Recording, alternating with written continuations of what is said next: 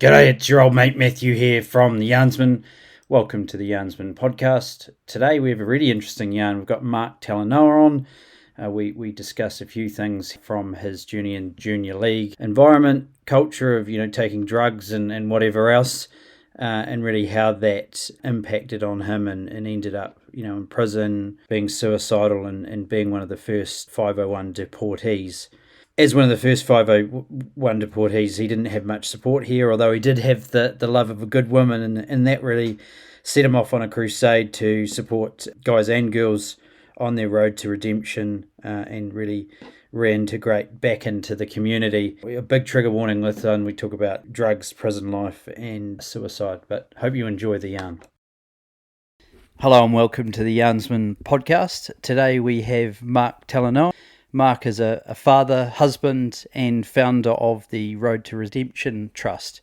How are you, Mark? I'm very well, brother. I am alive, well, healthy, and happy to be on the Yarnsman podcast. And good to see you. Yeah, it's been a while. I mean, I love not that people can feel this through the podcast, but you have such a positive, calming aspect about you. So I love that.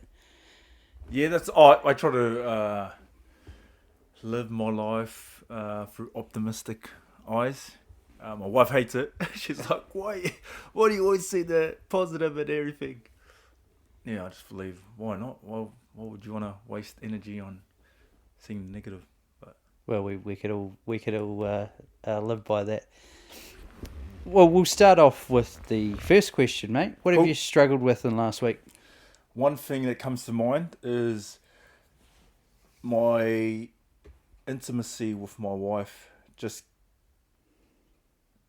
spending a little bit more time with her and not saving all my energy for the end of the day when I'm tired and ready for bed.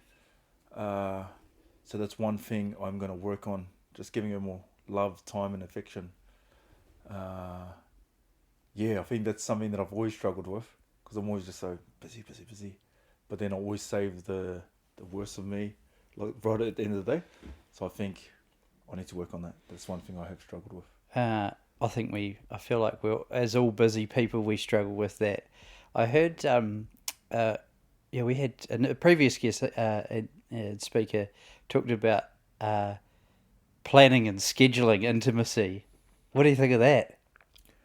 I think if I'm wired like that, if I have it down and written down that I have to, spend more, give more affection to my wife, more cuddles and kisses and appreciation, I think I will do more of that. So I think I need to, start scheduling in some time and intimacy and affection with my wife. Yeah, cool. Well, it's good. It's all about connection, right? So we've ticked off the first two questions with one answer. That was very smart. I don't think anyone's have done it quite like that. So well done. The first, thanks, bro. What are you proud of? What am I proud of? I'm proud of myself and the changes that I've made in the last this year. So I've really come into a new identity shift, I believe. And I guess we'll unpack that a little bit more. I'm just proud of the daily habits that I've been creating with my health, with my money, and with my family. That's what I'm proud of. Cool. What gives you hope? My kids and the next generation. I work with young people from the age of 16 to 24, and my kids. There's always hope for the next generation, but they give me hope to leave this place a better place than I found it. The next generation, bro. That's what gives me hope. Cool, it's good stuff. Well, let's dive into your story a bit, mate. Well, I know a bit about it, but where would you like to start? Back in Australia, or do you want to start in New Zealand? Yeah, probably start where I was born and raised. Yeah, cool. Yeah, born and raised East Auckland, Glen Innes, proud GI boy, low socio sort of economic sort of area. There wasn't much going on It's either you worked in the factory, you made it in sports, or you were on the streets. Petty crimes. I think we were just bored as young kids, Hmm. and most of our elders or older boys were up to antisocial behaviour. So it's kind of like we just followed that sort of same trajectory. Really, seven out of seven of my childhood friends, five of us ended up in the system, in prison, from just petty crimes to stealing to robberies, all the way up to murder. And we're just following that same blueprint, Hmm. going down that same path. My mum intervened and sent us to Wesley College up there for boarding school. We went 5-day boarders just to get us out of the area, I guess. And when we'd come back home on that Friday night, we'd just play up Friday, Hmm. Saturday, and then we'll leave on Pent Sunday. up through the Yeah, week. yeah, yeah. As someone who went to boarding school, I understand that. Yes, yes, you totally understand that, yeah, bro. So we'd behave all week, and then we'd come and play up when we got back home. But it was just petty stuff, like not that it was right too, like stealing and yeah, drinking and getting on drugs and assaulting people. Uh, but yeah, we were just young, dumb, and bored, and just doing what we thought was right at the time.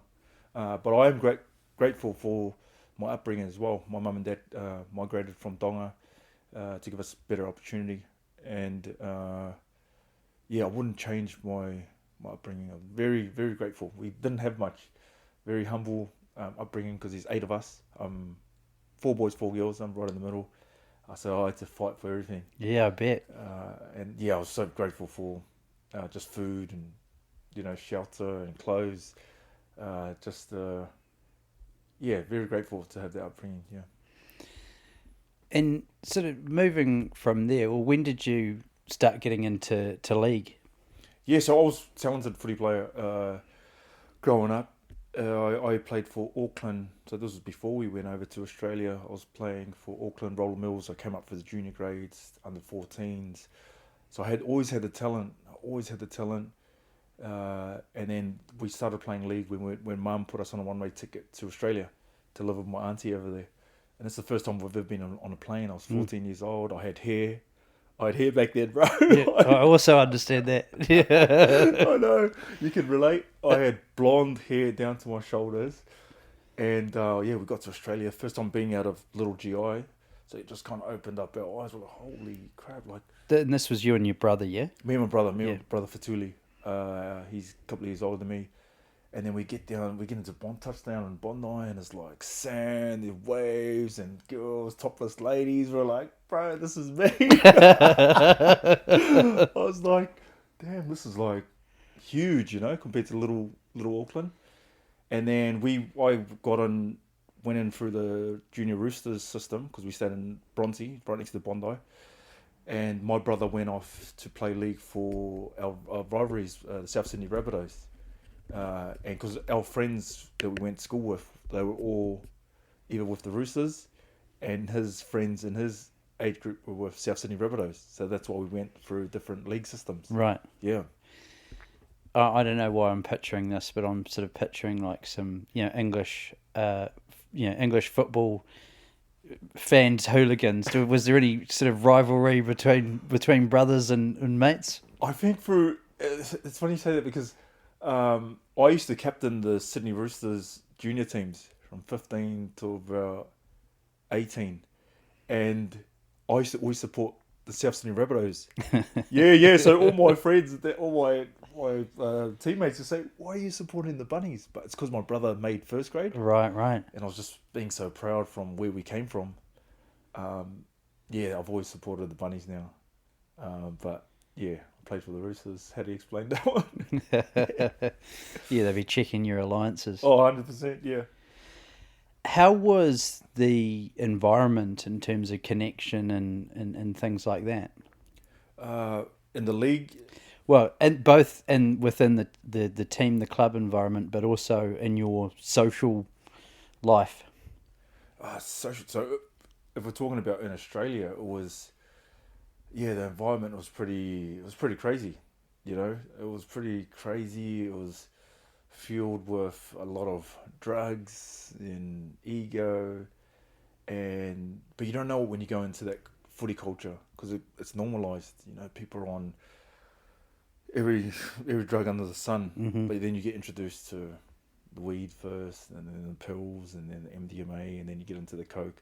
So that was the sort of culture that was right in the footy culture that I was raised in, and that connection was it was kind of like uh, I'd say fake. It was like a facade because everyone's on drugs and out of their minds, and you're in a culture of competitive blokes because you're all trying to go for the same position. You're all trying to make first grade, so it's very egotistical and It's a funny one. I've always maintained that it's a crazy thing that most guys only have a proper yarn at stupid o'clock in whatever state of mind, and this is exactly what I'm talking about, right? yes, and there was plenty of stupid conversations, bro. Yeah. And there was plenty of stuff that yeah, uh, yeah, there was just a lot of drugs.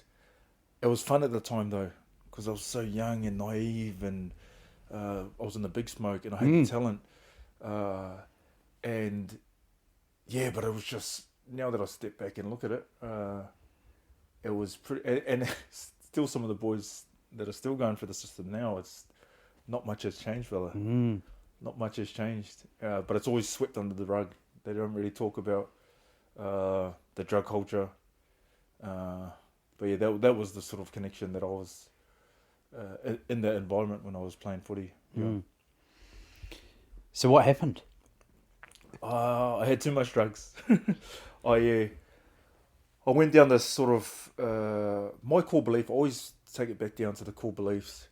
I've grown up not feeling worthy enough. I always had this core belief that I never felt good enough. I always used to self sabotage myself. So when I used to go into these rookie camps and play footy, my brother made first grade when he was 18, when he was still in school. So growing up in Tongan household, Pacific Islander household, the pressure always gets pushed on you if you have the talent. Mm-hmm. So I was 16 at the time, brother's 18. I'm thinking, fuck, really got to make it. I had the talent, but I didn't have the discipline or the belief, because my core belief was self-doubt, not worthy enough, not good enough, self-sabotage. So I used to go and self-sabotage myself with going on benders and drugs and womanizing, and not doing the right things that my brother was doing: recovery, eating well, sleeping, and hence the reason why he had a very successful NRL professional career, 13 years. He did, and he did well. But I just didn't have the right mindset, the right discipline. My core belief was just holding me back, Mm-hmm. that identity. And it wasn't until I was in prison that I started unpacking these layers of trauma and core beliefs. And that's where I got to that core belief that, yeah, I wasn't good enough. I always used to self-doubt myself. How was it that you came to being in prison? Yeah, so fast tracking. So I stopped playing footy, age of 21. I just thought, fuck it. Can we swear? Yeah, you can say whatever you like. Oh shit! All right. So yeah, I got to a point when I was 21 when I felt the time, the pressure was running out, and I was still heavy on the booze, heavy on the drugs, heavy on the doing everything that I wasn't meant to be doing to make first grade. I wasn't really having a crack. I wasn't all in. And then so I threw in the towel. I said, "Fuck this! I'm not playing footy anymore. I'm done with this. I'm just gonna go and set up a nightclub business with my business partner." I was 21. The drugs started ramping up, and I started hanging around these colourful characters that were in that sort of gang space. I think it was just to fill that sort of void, because growing up playing footy, that mateship, brotherhood, Mm-hmm. camaraderie, and to replace that with, because that's all I know in playing footy, 14 till I was 21. And so I kind of replaced it with a different sort of brotherhood, which was negative. These boys are doing all kinds of crazy things, and I was in that lifestyle as well. Start up a nightclub, promoting events, being young, dumb, high on drugs, being in this sort of environment. It was just a recipe for disaster for Mm. myself. So I went and committed a number of crimes, and I ended up going away for 5.5 years. But before I went inside, the drug that kind of put me on this quick downward spiral was methamphetamine. As soon as I got on the ice, I kind of went into this manic drug-induced psychosis, Right. and just went and committed all these crimes because I was in fear for my life, Mm-hmm. because I felt like my family's life was in danger, and I felt that the only reason why I would go to jail was to take care of my family. And I knew the guys that I was dealing with were real dangerous men, and it's either, for me, it was like kill or be killed. Mm-hmm. I was going to go by whatever means necessary to protect my family, and I did what I had to do. And yeah, I was put away for 5.5 years. I got 9.5 years all up, but I did my 5.5 years. And yeah, that's what landed me in jail. You've talked about before a moment in jail Yeah. that I guess set you on a new path. Do you want to tell us about that? Yeah, it kind of started setting me on this path, but I still wasn't in the right frame of mind, because while I was in prison, bro, I was just having a good old time. I was partying, I was training, I was with the boys, and my drug use actually went up while I was in prison, because that's what we used to do in there: train, get on the drugs, and you're just in this toxic, crazy environment that you got to be.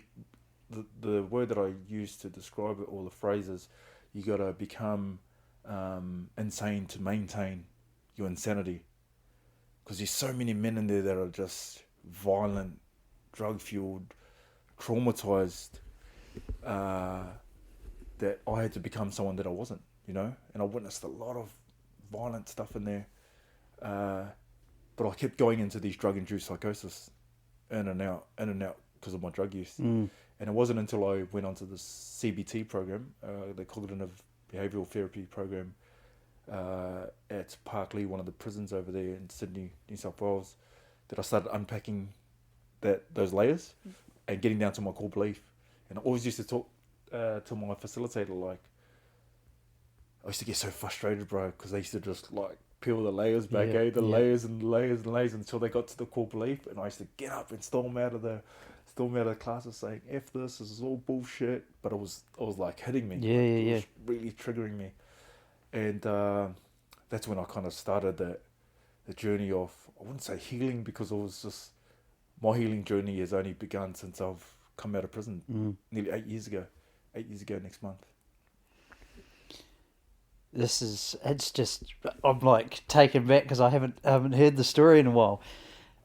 What was it, where was it that you became a 501? Am I using the right language? Was there a stage during your term that then you become deported? How did that all work? Yeah, so the Australian government amended the 501 Act in 2014. So I went in 2011, and yeah, so a couple of years into my sentence, I'm thinking I'm just doing my time for the crimes that I've committed, and I'm going to get out. Come 2014, they amend the legislation in 2015, to the Migration Act in Australia, and it says anyone who has committed a crime from 2015 back and who is not an Australian citizen is going to get deported back to their country of birth. Yeah, so I'm in there thinking, I didn't really think about it, really. I didn't really give a fuck, because I was at that mindset that I really don't care. And my wiring is, I just get on with it. You just get on with life. You just carry on. And my drug use actually got to a point where I went into another drug-induced psychosis a year before I got out. And that drug-induced psychosis was probably the worst that I've been in. It's kind of like God was telling me, "Are you fucking serious, bro? Like, you went in on a drug-induced psychosis. You've come to the last year of your sentence, and you're in the same place. You're in the absolute same place that you went in. You haven't learned fuck all." But I was going around the yards doing these very violent things. I was fantasizing about killing and eating people. I was put in a mental... It's called the High Dependency Unit in Sydney, New South Wales, where they put 8 of the most mentally ill inmates in. And I was in there. I was in this unit, bro, on medication. They put me on so much medication that I was just like a zombie. Yeah, like sort of sedatives, tranquilizers. Yeah, pretty much. Until they got they said they were trying to say that I was trying to get me back to base length, just to normality. But they turned me into this zombie. Like I was in my cell, like just I'll give you a picture of my cell. I had 666 on the walls. I had the all seeing eye. I had upside down crosses. I was only sleeping like 2 hours a day. Like I was just fantasizing about like real violent, like killing people, eating people even, and like getting off on it. Mm. That was the mindset that I was in a year before I was going to get out. I stayed in that unit for 2 months, but my recovery, it took me almost like a year to come back to normality. It wasn't until I got back to Christchurch and got deported after I finished my sentence is when I went cold turkey off my pills. I know you shouldn't do that. You should wean. You should wean off of pills, but I went cold turkey. And yeah, that's when my whole new chapter, this whole new road to redemption began when I got here in 2017 when I got deported.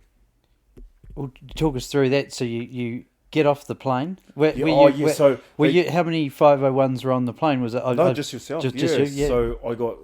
So this is how the process worked when I got out. 3:00 in the morning, they get you from your cell.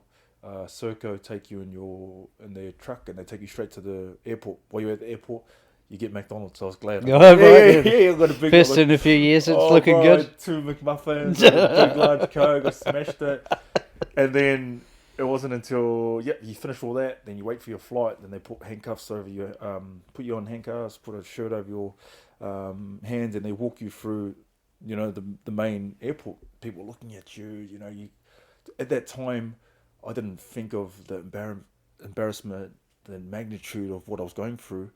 It wasn't until 7 years later, bro, then I started, I full broke down and thought about the situation. This was only last year. I had full broke down that. I'm getting sidetracked here, but I'll come back to. No, it's all important. So it's taken me 7 years to really heal from what I went through. That magnitude of getting deported, getting taken away, because all my family's over in Australia. Been there since I was 14. I'm now 28. Getting on this plane, they walk you through the airport like you're a terrorist. People are looking at you. You get put on the plane. So you're sitting there. They tell you on the other side in Sydney that you're free as soon as you get into New Zealand waters. That was further from the truth. As soon as I got off the plane, they walk you down the aisle. There's a police officer there waiting for you. So you get told you're free. You get there. Police officer's like, you're coming with me. We're taking your fingerprints, DNA. You got a probation officer. I was like, what the fuck? Are you serious? So they sit down. Probation officer reads out your conditions. You're on another 2 years. So I'm talking about, I've done my crime, done the time over there, done my 5.5 years. Now I've compounded with getting deported. Get deported and they tell you you're free. Now you got another set of conditions. I'm someone who's just done 5.5 years. And then I haven't been to New Zealand, nor have I been to Christchurch ever. They read your conditions. And then, I was very lucky that my girlfriend at the time, who's now my wife, Desiree, she came 2 weeks earlier to set up, had savings, got a house, got a car, but that's not the case for most of our 5-1s. They usually get back, get a couple $100, good luck, all the best, go into temporary accommodation, and then all the best. So what was the decision behind coming to Christchurch?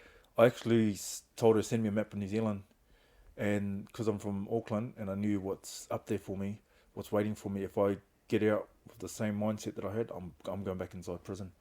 So it was kind of like a protective sort of measurement that I took on going as far away from that island as possible. I put a big cross, and then I was just like, Christchurch. So she started sending me photos of what's in Christchurch, the layout. I was like, Christchurch is beautiful, let's go there. It was only fitting, bro. Like, we came here when this place, this beautiful region, beautiful city is rebuilding. It was a stage of my life that I was starting to rebuild as well, bro. So that's the reason why we came here. I like that. Yeah, does align well. And so your wife, was she with you the whole time you were in prison? Yeah, so we were just friends, and that's what I love about our relationship. We were just friends. I only knew her from the outside, not too well, and then she wrote me a letter, and she'd supported me for 4.5 years of my sentence. So we got to build this relationship while I was inside prison, and back and forth letters, visits. Yeah, you must be quite the letter writer then. Yes. Maybe any tips? Sounds like the dream, bro. Yeah. But and as soon as I went through that sort of mental health challenge, and I ended up in the psych wing, and her mum asked her, "What are you gonna do? What if he stayed?" Because not many people come out of those drug-induced psychosis; they stay in it. And she goes, "I'm gonna stay with him. I'm just gonna support him." And then when she came and visited me, and she told me, she goes, "I'm on that plane before you are." I fucking yeah. I was like, "This bitch is crazy." Probably bleep out the TCH word. But yeah, I just thought, like, what a woman! Like, you're gonna leave because she's Australian and Italian. You're gonna leave your family, and you're gonna get on this plane and start a new life with, me in New Zealand. I said, "That's it. I'm marrying her." Oh, fantastic. I had to do it straight away, bro. Yeah, absolutely. So that's the biggest blessing that I've taken from Australia is my beautiful wife, Desiree. Yeah. Awesome. So you landed, your wife's got you set up, or your then girlfriend. What was the getting back into work, but getting back on your feet? Talk us through that process. Yeah, that was tough, Matthew. It was tough. It was because I've got no resume. There's nothing on my CV. Every time I went for a job, like, "Bro, where have you been?" I'm like, "I've just been on a little holiday for 14 years." So that was tough, but I knew I had to persist and be relentless with turning up and really doing my time because I had to start again. So I started labouring for agencies here in Christchurch, and I was labouring, bro, construction, labouring work, just cleaning floors, picking up rubbish. But I knew my goal in mind was to land myself in an apprenticeship role. And before I go into that, I was at a point where I had 2 feet, one in each camp. One part of me was I wanted to still go down that path and make easy money and get on the drugs and party and that sort of old lifestyle. The other part of me wanted to change. And a good mate of mine, David Better, said, if you sit on the fence, you get sore balls. I said, I'm going to use that one, bro. Yeah. The longer you sit on the fence, you get sore balls, So it wasn't until I went all in on this path of this road to redemption that things started happening, bro. I started volunteering my time for a kaupapa down here, service called Bros for Change. And it wasn't until then, bro, that the fuel was lit in my soul to work with young people, young rangatahi, and that was with young kids on the east side, young troubled youth, and just giving back to the community, giving back my time. There's a piece around purpose, but also you can identify with these guys, right? Yes, 100%. And it wasn't until then I said, "Man, this is what I want to do. I want to be around." Sure. I always get emotional when I speak about kids. This is the area that I feel it's my calling, calling to try to be a blessing. Always get emotional. Well, it's passion, man. It's emotion. Yeah. This is good stuff, But yeah, so when I worked for a company, Tech 5 agency, and I just did my time there, doing my labouring and stuff like that. And then it wasn't until I ran into Scott Kelly, which he's the GM of South Base Labour. I kept hounding him, "Bro, is there any apprenticeships? Is there any apprenticeships?" And one thing that's always stuck in my mind is after the year that I did my time sweeping floors, picking up rubbish, was tough.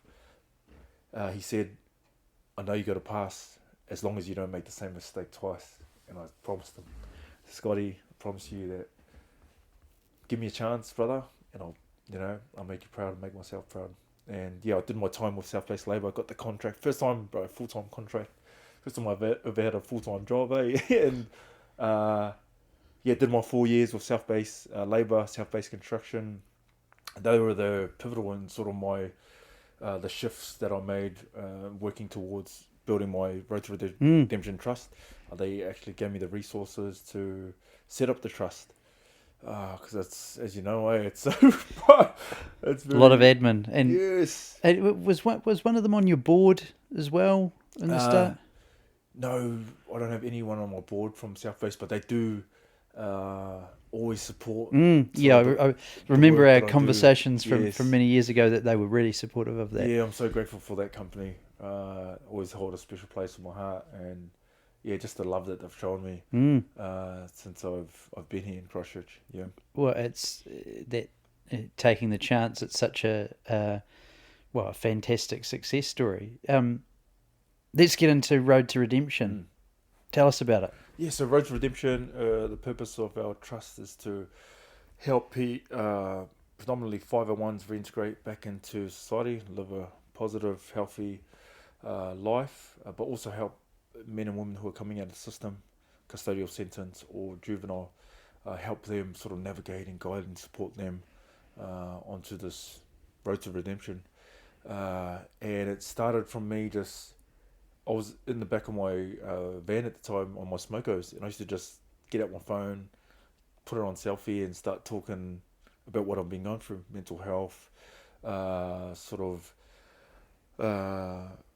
drugs and the prison and deportation, and sort of a point in my life to touch on, such as has come uh, in my mind, clear in my mind, is when I was in that drug-induced psychosis. I got to a point where I wanted to take my life.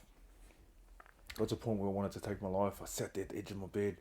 I'm on all these antipsychotics. I felt trapped because you're in a cell with just two cameras. You have a guard walking up and down. You have a flap with where they just slot where they're putting your food. You have a flap on your door. You have a yard in the back, but you're locked in. You're locked in 24 hours a day. And I just felt so trapped, bro. Trapped, lonely. I've got all this stuff on the walls, 666, upside down crosses. And the voices in my head, the voices, bro, just got louder and louder and louder. Just do it, just do it. That cool belief started coming back. You're not good enough, you're not worthy enough. Just take a life, just do it, just do it. But I knew there was a razor blade on top of my bunk, and I knew that was the only thing I could seriously harm myself with. But it wasn't until I sat on the edge of the bed, and it was like a cry for help. It was like, God, if you're real, like, just heal me. Just like that, bro.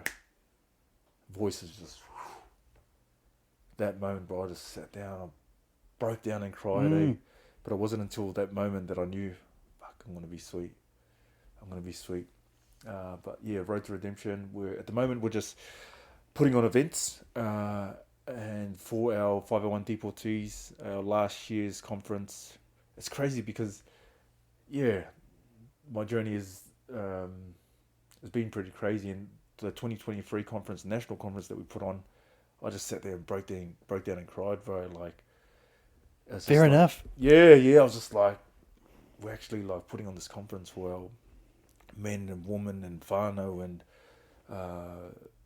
yeah, it was a real big thing in my life, and me and my wife, that we get to put on these events to help get network with other services that are around the country, whānau that may be gone through some difficulties, because it's not only us, that the deportee who needs the help, even the whānau and the extended whānau and the services. So it's great that we get to put on these events and get all these people in the same room and to network with each other and try to help each other, inspire and empower each other.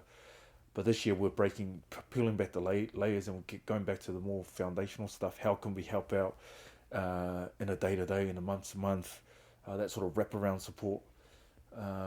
Because one conference a year, it's just too much, Yeah. and it's only one day. And you're not actually, so you want to focus on the support. They completely understand that. Yes. So that's where we're at. We're at the point where we're just rebuilding our foundation, and we've got a few things in the pipeline where we're going to try to build one business at the moment to help our men come out, so they go straight into our sort of workforce, and they help get back on their feet. They'll also have that mentorship and guidance and support through our trust. But that's where we're at the moment. Yeah, just breaking down into foundational stuff, and still do the events, and but make them probably more often instead of once a year. We're sort of going to pivot online and hold workshops online monthly. That's something we've got on the plans. Yeah. What advice or words of wisdom would you have for someone going through the system and potentially going to be a 501? Yeah, that's a great question. Take the help.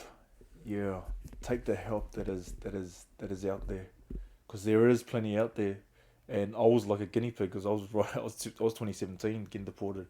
So when we got back, we just there wasn't that much. Mm. I think New Zealand was still trying to figure out how they're gonna deal with deportees in terms of services.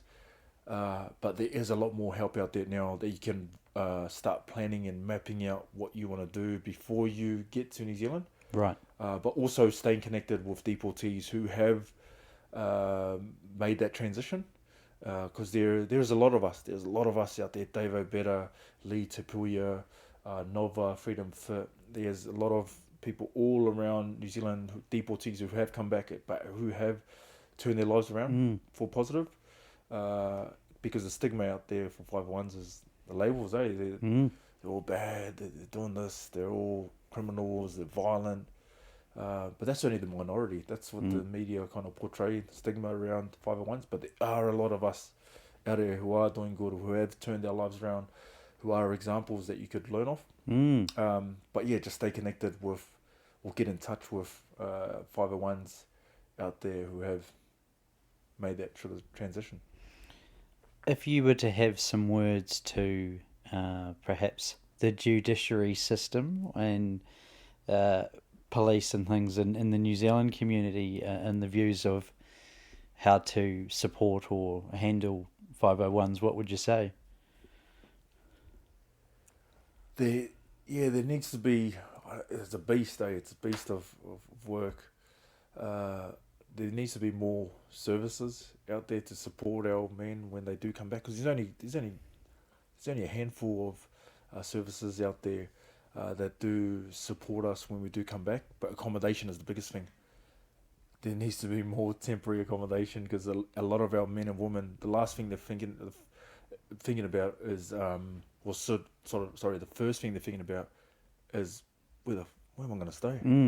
And if they don't have the real basic roof over their head, food in their stomach, money in their pocket, they're just going to go back to old habits. Yeah, right. Because it's so hard to come back to a foreign country, especially some of the guys coming back, bro.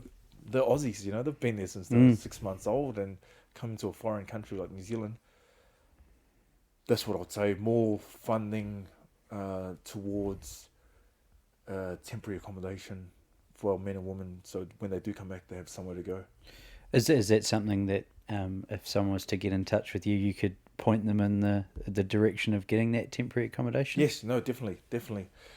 But the problem with those temporary accommodations, they're always full. Yeah, right. And there's not many of them. So that's to answer your question.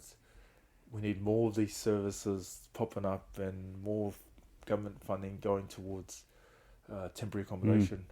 That is our end goal for Roads of Redemption.